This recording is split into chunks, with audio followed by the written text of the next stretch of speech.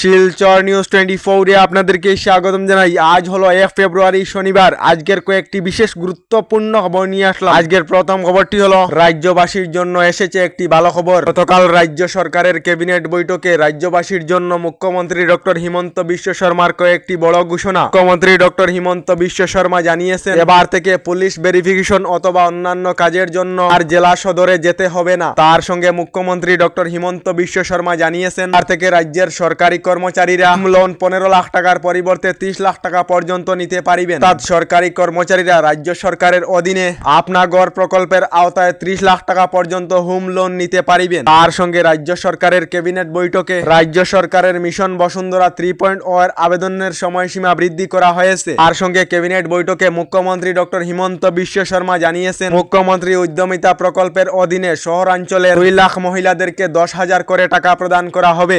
তার সঙ্গে রাজ্যের গ্রামীণ এলাকার যে সকল মহিলারা মুখ্যমন্ত্রী উদ্যমিতা প্রকল্পের অধীনে রয়েছে এই সকল মহিলাদেরকে শীঘ্রই 10,000 করে টাকা দেওয়া হবে। মন্ত্রিসভায় ঘোষণা মুখ্যমন্ত্রী ডক্টর হিমন্ত বিশ্ব শর্মা। এদিকে রাজ্যের বিভিন্ন সরকারি হাসপাতালেতে বিনামূল্যের ঔষধ নিয়ে চলিতেছে দুর্নীতি। তার জন্য হাসপাতালেতে পর্যাপ্ত ঔষধ না পেলে অভিযোগ জানাতে রোগীদের জন্য প্রকাশ করা হয়েছে বিশেষ হোয়াটসঅ্যাপ নাম্বার। তার থেকে এই হোয়াটসঅ্যাপ নাম্বারে রোগীরা অভিযোগ জানাতে পারিবেন বলে রাজ্য সরকার থেকে জানানো হয়েছে। এদিকে দেশের রেলযাত্রী সকলদের জন্য এসেছে একটি ভালো খবর। ভারতীয় রেলওয়ের তরফ থেকে রেলযাত্রীদের জন্য সুপার অ্যাপ লঞ্চ করা হয়েছে।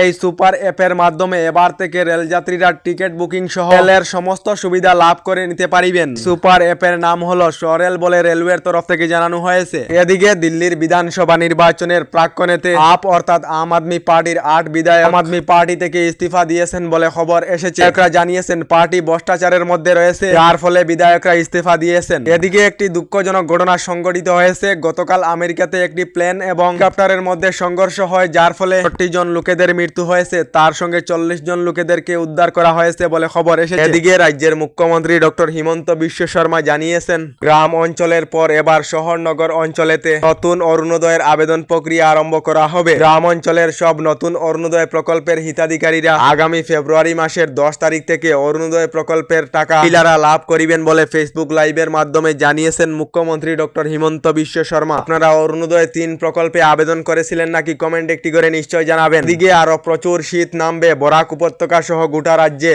আবহাওয়া বিজ্ঞান কেন্দ্রের তরফ থেকে বরাক উপত্যকা সহ রাজ্যের বিভিন্ন জেলার জন্য ইয়েলো অ্যালার্ট জারি করা হয়েছে। আগামী কয়েকদিন পর্যন্ত বরাক উপত্যকা সহ রাজ্যের বিভিন্ন জেলায় প্রচন্ড শীত, ঘন কুয়াশা এবং ঝিরিঝিরি বৃষ্টির সম্ভাবনা রয়েছে। এদিকে আজ থেকে আরম্ভ হবে কেন্দ্রীয় সরকারের বাজেট অধিবেশন। কেন্দ্রীয় সরকারের বাজেটে মধ্যবিত্তদের জন্য থাকবে সুখবর। তার সঙ্গে আয়করে ছাড় দেওয়া হবে। তার সঙ্গে পেট্রোপণ্য সস্তা হলে মোটর গাড়ি এবং মোবাইলের দাম বৃদ্ধি হবে বলে খবর এসেছে।